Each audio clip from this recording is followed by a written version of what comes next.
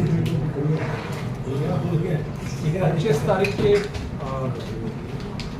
हरियाणा में और फरीदाबाद में 25 तारीख के हमारी इलेक्शंस हैं, तो उसके लिए फरीदाबाद ज़िले में और फरीदाबाद पार्लियामेंट्री कॉन्स्टिट्यूंसी में हमारी तैयारियां पूरी हो गई हैं।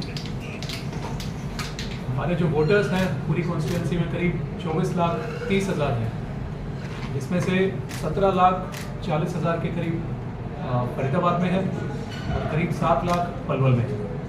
इसके साथ ही हमारे जो बूथ बने हैं टोटल 1572 और 702, 1572 फरीदाबाद में और 702 पलवल में है। बूथ्स पे सभी पे हमने सारी अश्योर्ड मिनिमम फैसिलिटीज़ मुहैया करवाई हैं। इसके साथ ही जो हीट वेव से निपटने के लिए जो तैयारियां हैं, चाहे वो शेड की व्यवस्था हो या पानी की व्यवस्था हो या बैठने की व्यवस्था हो या पंखा या कूलर की व्यवस्था हो, वो भी हमने करवाई है। इसके अलावा मेडिकल फैसिलिटीज़ भी हमने प्रोवाइड करवाई है।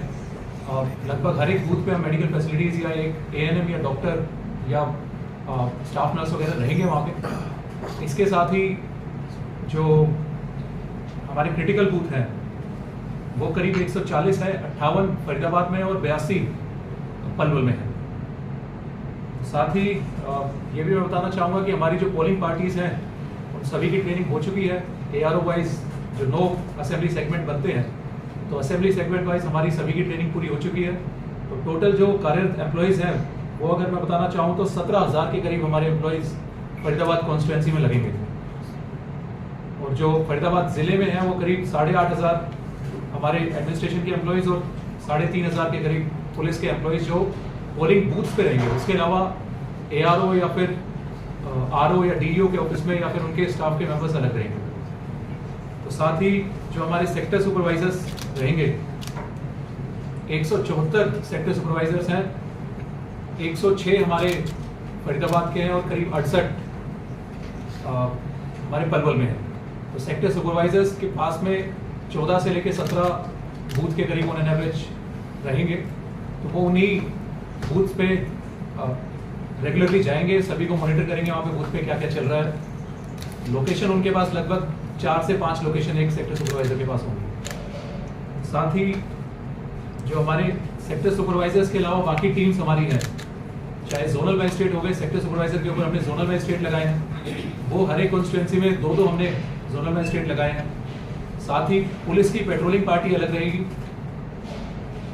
एक क्राइम से उसमें इंस्पेक्टर या सब इंस्पेक्टर अलग से हर एक कॉन्स्टिट्यूंसी में वो रहेंगे।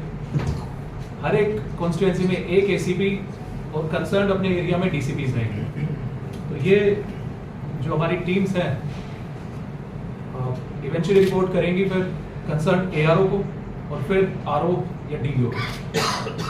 हमने माइक्रो ऑब्जर्वर्स भी लगाए हैं। माइक्रो ऑब्जर्वर्स सारे के सारे जो क्रिटिकल हमारे जो पोलिंग स्टेशन है वहाँ पे लगाए हैं। साथ ही जो जहाँ पे संख्या ज़्यादा है पोलिंग बूथ की, तो वहाँ पे भी हमने माइक्रो ऑब्जर्वर लगाए हैं। इसके साथ मैं बाकी टीम्स का भी मेंशन करना चाहूँगा। जो हमारी FST और SST टीम्स हैं तो वो कार्यरत हैं। अभी जो साइलेंस पीरियड हमारा शुरू होगा 48 घंटे में, आज शाम से 6 बजे से 48 घंटे फ्रॉम द क्लोज ऑफ पोल देखते हैं हम। तो 25 को शाम को 6 बजे अगर क्लोज हो रहा है पोल तो 48 घंटे उससे पीछे चलते हैं। तो आज शाम से 6 बजे से साइलेंस पीरियड शुरू हो जाएगा। तो उसमें और हमारी मॉनिटरिंग और ज़्यादा तेज़ होगी, क्योंकि वोटिंग जैसे जैसे पास आती है तो कई एक्टिविटीज़ बढ़ने की आशंका रहती है। तो हमारी मॉनिटरिंग उसमें भी पूरी रहेगी और बल्कि बढ़ के रहेगी। तो सीजर की अगर मैं बात करूँ तो सीजर हमने अभी तक करीब 19.5 करोड़ के हमने सीजर करे हैं अब की बार पूरे कॉन्स्टिट्यूंसी में, जो पिछली बारी से अगर मैं कहूँ तो मेरे ख्याल 1000% के ऊपर होंगे। इसमें जो लीकर है, लीकर भी सीजर हमने करी है, करीब 60,000 लीटर हमने लीकर सीज करी है। कैश और प्रीशियस मेटल या बाकी चीज़ें भी हमने सीज करी हैं। तो हमारी टीम्स वो भी कार्यरत हैं। साथ ही हर एक बूथ पे मैं बताना चाहूँगा कि हर एक बूथ पे वेबकास्टिंग रहेगी। तो वेबकास्टिंग की फीड ARO के पास भी आएगी, मेरे पास भी आएगी और इलेक्शन कमीशन या CEO सर के पास भी जाएगी। तो उसकी मॉनिटरिंग पोलिंग बूथ के अंदर जो कोई भी चीज़ हो रही है तो उसकी मॉनिटरिंग पूरी रहेगी। और साथ ही वीडियोग्राफी भी हमने करवाई है। जहाँ जहाँ पे हमारे क्रिटिकल स्टेशन है वहाँ पे हमने वीडियोग्राफर एडिशनल दिए हैं, वो ताकि पोलिंग बूथ के बाहर की वीडियोग्राफी वो करे वहाँ। इसके साथ जो सिक्योरिटी के अरेंजमेंट हैं या बाकी अरेंजमेंट हैं उनके मुआयना लेने के लिए हमने फ्लैग मार्चेस भी करे हैं, स्टार्टिंग फ्रॉम ARO, ACP या DCP, और पर्सनली मैंने CP साहब के साथ में मिलके पूरे ज़िले का, जिसमें सारी कॉन्स्टिट्यूंसी कवर होती है, उन सभी का हमने फ्लैग मार्च करा है, जिसमें हमने जो हमारी तैयारियां हैं, चाहे पोलिंग बूथ के रिलेटेड हो या फिर सिक्योरिटी के रिलेटेड हो, वो सारी उन सभी का मुआयना लिया है और हमारी तैयारियां पूर्ण है उस एस्पेक्ट में। इसके साथ ही ये भी बताना चाहूँगा कि जो हमारी बसेस जाएंगी, जो पोलिंग पार्टीज को लेके जाएंगी, वो करीब 400 के करीब हमारी बसेस रहेंगी, जो 6 लोकेशन से, जो 6 ARO हमारे फरीदाबाद जिले के हैं, तो 6 लोकेशन से पोलिंग पार्टीज को 24 तारीख को लेके जाएंगे, अपने पोलिंग स्टेशन पे छोड़ेंगे, और 25 तारीख को जब पोल खत्म हो जाएगा तो वहाँ से उनको लेके आएंगे। इन सभी बसेस में GPS भी लगा है और इनकी भी मॉनिटरिंग हम रेगुलरली करेंगे।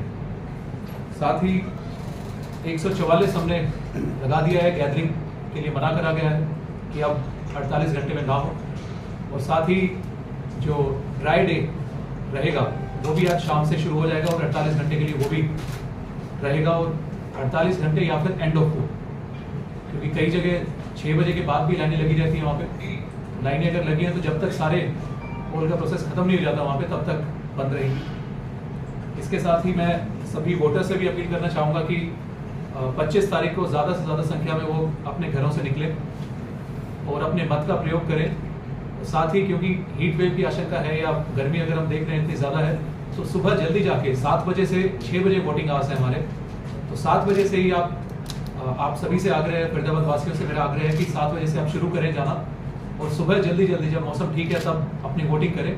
साथ ही दोपहर की अगर बात करें तो अगर गर्मी ज़्यादा होती है परंतु हमारे इंतज़ाम पूरे हैं, तो दोपहर में भी आप आ सकते हैं, और शाम को कोशिश कीजिए कि आखिरी टाइम की वेट ना करें, 6 बजे से पहले अपने वोट डाल दें। इसके साथ ही जो पोलिंग स्टेशन है उसमें मोबाइल का यूज़ वर्जित है, मोबाइल ले जाना वर्जित है, तो आप सभी से लोगों से भी मेरा आग्रह यही है कि कृपया करके मोबाइल आप अपना छोड़ के आएँ, या फिर जो साथ में आपके लोग आ रहे हैं उनको बाहर आप दे दें, मोबाइल फ़ोन पोलिंग बूथ के अंदर ना लेके जाएं। तो ये बेसिक डिटेल हमारी तरफ से थी। वैसे आप अगर कुछ सर EVM मान लो कोई खराब हो जाए तो उसके लिए क्या व्यवस्था है, क्योंकि कई बार देखने में आता है कि EVM खराब हो जाती है और लोग घंटों लाइन में लगे रहते हैं। तो इसके लिए जैसे हमने कमीशनिंग अभी करके दी है, पूरी सारी EVM चेक करी है, तो अभी सारी ठीक है, परंतु जैसा आपने बात करी कि बीच में कई बार EVM खराब हो जाती है, तो EVM के भी 2 एस्पेक्ट है, या तो CU या BU खराब हो जाती है या फिर VVPAT खराब हो जाती है। तो उसके लिए अलग अलग प्रोटोकॉल है हमारे कि अगर मॉक पोल के दौरान कोई चीज़ खराब होती है तो सिर्फ वो कंपोनेंट हम रिप्लेस करेंगे, और अगर एक्चुअल पोल के दौरान होती है तो फिर एज पर प्रोटोकॉल वो चीज़ हम रिप्लेस करेंगे।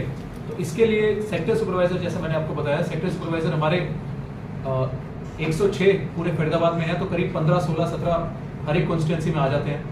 तो सेक्टर सुपरवाइजर्स को हम EVM दे के रखेंगे, उनकी गाड़ियों में भी GPS रहेगा, उस पर रिजर्व हम लिख के रखेंगे पहले से ही कि वो रिजर्व की EVMs है। तो जैसे ही अगर खराब होने की इन्फॉर्मेशन मिलती है तो सेक्टर सुपरवाइजर अपने जो खराब वाला पोलिंग स्टेशन है जहाँ पे खराबी की रिपोर्ट आई है, तो वहाँ पे जल्दी से जल्दी पहुँच के उसको चेंज करवाएगा। क्या एक्स्ट्रा फोर्स भी लगाई गई है सर? बिल्कुल ही एक्स्ट्रा फोर्स भी हमने लगाई है, तो CAPF की 2 कंपनीज हमारे पास में आई हैं, वो भी हमने लगाई है, तो साथ ही पूरे जिले की फोर्स भी लगी है।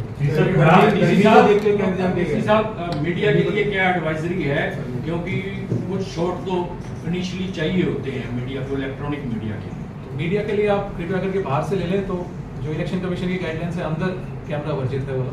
गर्मी को देखते हुए क्या इंतजाम किया? गर्मी को देखते हुए जैसा मैंने बताया कि हीट वेव की आशंका है और गर्मी अभी भी बढ़ी हुई है, तो उसके लिए पानी की व्यवस्था हमने हर एक पोलिंग बूथ पे करी है, साथ ही शेड की व्यवस्था करी है और बैठने की व्यवस्था करी है, पंखे या कूलर की व्यवस्था वहाँ पे। बाहर जो पार्टियों के जो बेस लगे होते हैं बस से लेकर बैठो, वो मतदान में उनकी महत्वपूर्ण भूमिका होती है मतदान में, लेकिन उनके हिसाब पर जो करने की इच्छा कोई टेंट या जिनको कोई अनुमति है या नहीं, क्योंकि विगत इलेक्शन में देखने में आया कि कुछ रखने नहीं दिया गया, तो वो धूप में बैठे। उसमें वो अपनी छतरी या फिर शेड के लिए वो कर सकते हैं, टारपुलिन वगैरह, पर वो कवर नहीं कर सकते पूरा, वो बाहर से दिखना चाहिए अंदर क्या चल रहा है, तो वो कवर ना करके रखें, और बाकी शेड वगैरह या फिर छतरी वगैरह अपने ऊपर रखेंगे क्योंकि इतनी गर्मी है। हुआ था जिसमें युवक ने 8 बार वोट डाली थी और शिमला पोल में हुआ, अगर इस तरीके का फरीदाबाद में होती है तो उसके लिए क्या किया? इसमें ये मैं बताना चाहूँगा चीज़ की जितने भी हमारे पोलिंग बूथ हैं 100% पे हमने वेबकास्टिंग करी है।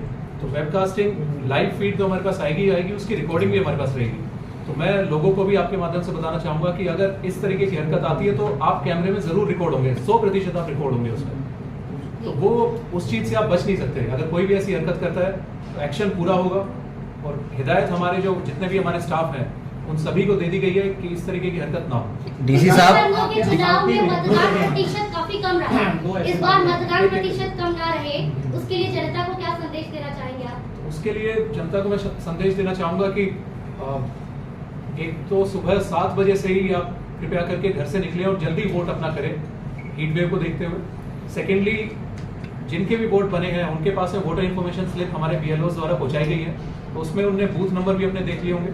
तो कृपया करके अपने बूथ पहले ही चेक करके आए। कई बार देखने में आता है वो चेक नहीं करके आते और वहां पे या तो किसी और बूथ पे चले जाते हैं या फिर किसी और लोकेशन पे चले जाते हैं। तो पहले से कृपया करके चेक करके आए ताकि आपको भी आसानी हो कि सीधा अपने बूथ पे जाके वोट कर लें। और हमने स्वीप की एक्टिविटीज काफी सारी करी है, जैसे कि आप सभी को पता है कि शपथ का भी हमने करवाया था, फिर डमी जो बड़े EVMs हैं वो भी हमने शहर में कई जगह लगवाए हैं, या फिर जो हमारे आउटलेट्स हैं, मार्केट स्टेशन हैं, उनसे हमने टाइप करा है। तो कई लोग उसमें डिस्काउंट दे रहे हैं। अगर कोई वोट करके आता है और अपने उंगली पे अगर निशान दिखाता है वोटिंग का तो उनको डिस्काउंट भी दिया जा रहा है। असाउसी और छांसा आपके दो ऐसे सेंटर्स हैं जहां सबसे ज्यादा क्रिटिकल शेयरिंग रखा गया है। पिछली बार जो 2019 का चुनाव हुआ था उसमें भी रिपोर्ट कराना पड़ा था छांसा वहाँ असाउसी, और छांसा में भी विधानसभा चुनाव में उसमें भी कराया गया था। तो वहाँ पर दोबारा ऐसी पुनरावृत्ति न हो, उसको लेकर के प्रशासन की तरफ से क्या हो सकती है? इसमें जब फ्लैग मार्च हमने कराया तो हमने जिले में सारे जितने हमारे क्रिटिकल बूथ हैं या वल्नरेबल बूथ हैं सबका हमने मुआयना लिया है। सभी जितने लोग हैं वहाँ पे बूथ के, या जो गणमान्य व्यक्ति हैं या जो हमारे सरकारी ऑफिसर्स वहाँ पे हो गए जो पोस्टेड हैं, चाहे वो BLO हो गए या पटवारी हो गए या SHO हो गए या थाना अधिकारी हो गए, तो सभी के साथ में हमने मीटिंग ली है। तो उन सभी को मोटिवेट भी कराया कि पोलिंग प्रोसेस को स्मूथली कंडक्ट कराएं, और अगर कोई ऐसी चीज सामने आती है तो उसमें स्ट्रिक्ट एक्शन लिया जाएगा। एक आग्रह मेरा सभी लोगों से ये भी है कि अपनी वोट कंप्लीट करके कृपया करके वहाँ पे भीड़ ना लगाएं, अपने घरों में वापस चले जाएं। बूथ के आसपास भीड़ लग के फिर तब भी कई इंसिडेंट सामने आते हैं, तो कृपया करके भीड़ ना लगाएं। हमने भी अपने सभी अधिकारी को निर्देश दिए हैं कि पोलिंग बूथ के आसपास या किसी भी जगह भीड़ ना हो। डीसी साहब, पर्व है और लॉन्ग वीकेंड भी है, ऐसे में लोग छुट्टियां मनाने बाहर ना जाएं, उसके लिए आप क्या कहना चाहेंगे? तो मैं लोगों से अपील करना चाहूंगा कि ये हमारी एक नेशनल ड्यूटी है कि हम वोट करें, और इलेक्शन अगर हम देखें 5 साल में एक बार लोकसभा का और विधानसभा के आते हैं, तो उसमें अपनी नेशनल ड्यूटी को पूर्णतः निभाएं और जाके वोट जरूर करें। डीसी साहब, बीते दिन ग्राम घरौड़ा में जो है एक सरकारी कर्मचारी के द्वारा जो है एक स्वागत समारोह नेता का किया गया, उसमें नेता के पैर छूकर उसने आशीर्वाद लिया, माला डाली, क्या उस पर कोई कानूनी कार्रवाई बनती है? किसने? ग्राम घरौड़ा विधानसभा क्षेत्र तिगांव के गांव घरौड़ा में एक सरकारी कर्मचारी ने, जो कि एक्साइज महकमे में। डिटेल्स दे दीजिए वो डीसी साहब, जो बहुमंजिला है, जो ग्रेटर फरीदाबाद सोसाइटी है, क्या वहाँ विशेष इंतजाम किए गए? जैसे नोएडा, ग्रेटर नोएडा में हुए थे, वहाँ पर वही बूथ बनाए गए थे काफी लोग। हमारे पास में रैशनलाइजेशन के दौरान जो भी डिमांड आई है वहाँ पे हमने बूथ एडिशनल करे हैं। साथ ही मैं ये भी बताना चाहूँगा कि अब की बार हमने 103 ऑक्सिलरी पूल ऑक्सिलरी बूथ बनाए हैं जो पूरे फरीदाबाद जिले में हैं, ताकि कहीं पे भीड़ ना हो और लोग आसानी से अपनी वोट डाल के वापस निकल। आचार संहिता की उल्लंघना करने के आरोप में भी क्या किसी के खिलाफ मामला दर्ज हुआ? इसमें आचार संहिता के खिलाफ उल्लंघना करने में कई मामले सामने आते हैं, जो जैसे अगर मैं बताना चाहूँ कि हमारे सीवी जिले पे करीब 2300 के करीब कंप्लेंट फरीदाबाद जिले में आई है। तो उसमें जो हमारा प्रतिशत है लगभग 75 से 80% हमने टाइमली जो एक्यूरेसी हमारी रहती है कि 100 मिनट के अंदर हमें करनी होती है, तो 100 मिनट के अंदर इतनी परसेंटेज हमने रिजोल्व करी है। और साथ ही जो भी कंप्लेंट बाकी भी आती है टाइमली हमारा रहता है कि उसको रिजोल्व करें और टाइमली एक्शन लें। अभी भी